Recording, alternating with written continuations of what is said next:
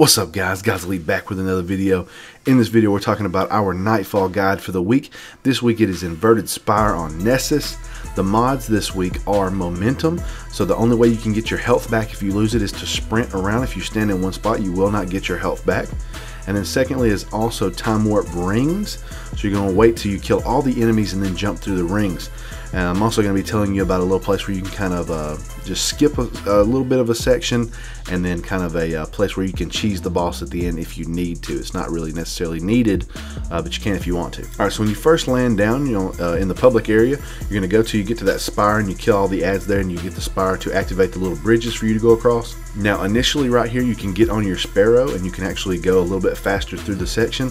Then when you get to the next part, make sure you kill that big huge, I think it's called a Centurion. It's the really big guy with the Gatling gun for the Cabal, but you'll see him in the gameplay. You're going to want to kill him fast, and then if you're on your hunter you can actually go invis. I didn't have mine, but I managed to get through there anyways without having the invis, so I mean you can too. So you basically just run through this part, jump up there. When you go through the ring you activate your sparrow again, so that way you can go a little bit faster through this area, and that'll save you a little bit of time. Then once you get to this next area you're going to have the first set of rings.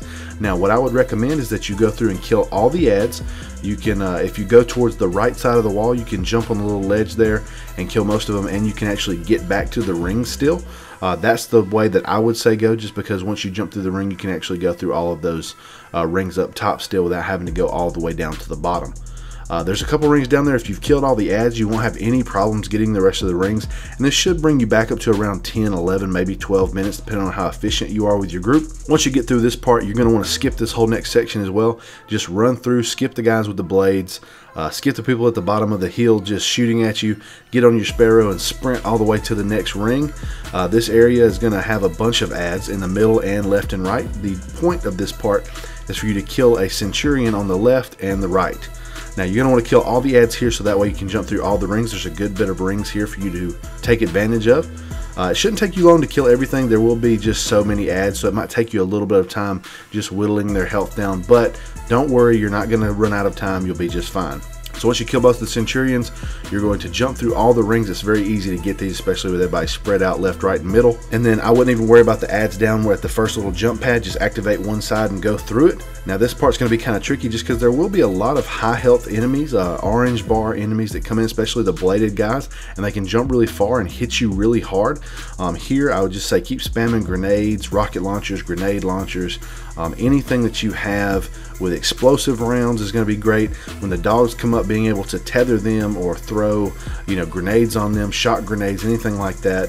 As far as supers go, I would recommend the Night Stalker, just because you can tether these ads so they won't shoot at you so much, especially near the boss at the end. There's just so many ads at the last phase. I would recommend Striker, just because Striker's great for clearing all those ads in this part that we're talking about, particularly right here.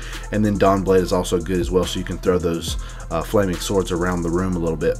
But after you've killed enough ads and the time goes through, you'll have the next jump pad pop up. You'll go through there, and here I would skip these ads as well, kind of like we did, and then you'll get down to the final ring set, and here you can either do it or skip it. I would say just try to jump through one of them and just get as many of them as you can. That's pretty much what we did. We got enough to have about 10 minutes left before we went into the boss fight, and the guy we were playing with took us through. Now this is where your elemental weapons really matter here. I would recommend you having an energy weapon that has arc damage, just because all the harpies are going to have arc shields. That way you can kind of kill them very fast. Once you have an arc weapon and you take their shield down, it pretty much takes their health down to I think a quarter left. So if you've got a big group of them that explode together, you're going to kill them very fast. And there is a lot of them if you let them pile up as you're taking the boss out. So here's where the boss cheese comes in. Once he gets rid of the first level and you're going to drop down, there's a ring around the room where you can jump off the back corner and land on it and stay there. Now he can shoot you. You have to back up a little bit sometimes and go slow forward. You will fall off very easily. Just try to keep jumping and keep jumping. The hardest to do it on is the Warlock. So if you can do it with the Hunter or the Titan first, just to get your bearings, it should work out a lot better that way. Here is where if you've got a scout rifle you can put all that damage into him, and you'll see me do that here as well. I also had a tether that I put on him that he actually teleported to the final stage right as I did it, so it was a waste. But I got my grenades down there, I got my shots on him, and then finally when I ran out of ammo, I just jumped down and helped him finish him off. There were a lot of ads, so make sure you got your guys down there managing ads, because like I said, there's a bunch of them. That's where your arc weaponry is going to come in. And I think we finished it with like 5 minutes, 30 seconds left, something like that. So like I said at the beginning, guys, it's really not that hard this week. The rings give you plenty of time back, and killing the ads really aren't that bad, especially if you're at higher level. If you're just starting out at 240, 250, 260, yes, it will be a lot more difficult. But just don't worry, keep getting those powerful engrams from the other activities throughout the week, and you'll be able to jump up power fast. That's it, guys. I hope you enjoyed it. I hope it's been helpful to you, and let me know if it has. Let me know if you already knew about the cheese. We've already talked about it many times before in the past when it's come up as the Nightfall. That's it, guys. Hope you enjoyed it. Leave a like, comment, subscribe, and I will see you guys in the next video.